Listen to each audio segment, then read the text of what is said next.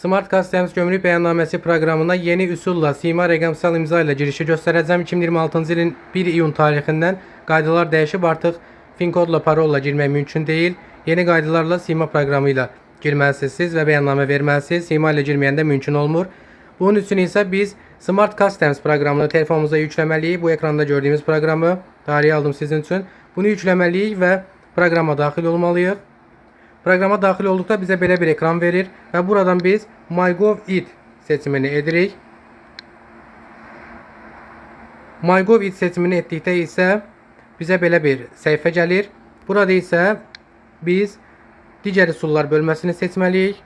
Digər üsulları seçdikdən sonra isə birbaşa sima imza ilə bölməsini seçməliyik və bizi sima rəqəmsal imza hissəsinə yönəldəcək, yəni proqrama yönəldir. Buradan isə biz aşağıdan təsdiq et seçimini etməliyik.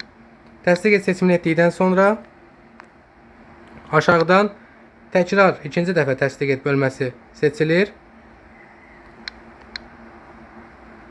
və bizi Smart Customs gömrük bəyannaməsi proqramına aparır.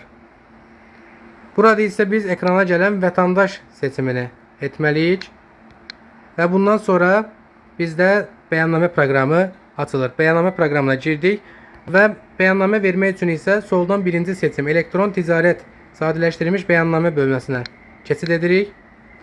Buradan isə sizin bu bölmədə bağlamaların bölməsində əvvəlki verdiyiniz bəyannamə görünəcək. Yeni bəyannamələrə keçid etmək üçün isə bəyan edilməmişlər bölməsini seçirik. Buradan isə bəyan et seçimini etməklə biz bəyannaməni doldurmağa başlayırıq və bəyannaməmizi təqdim edirik.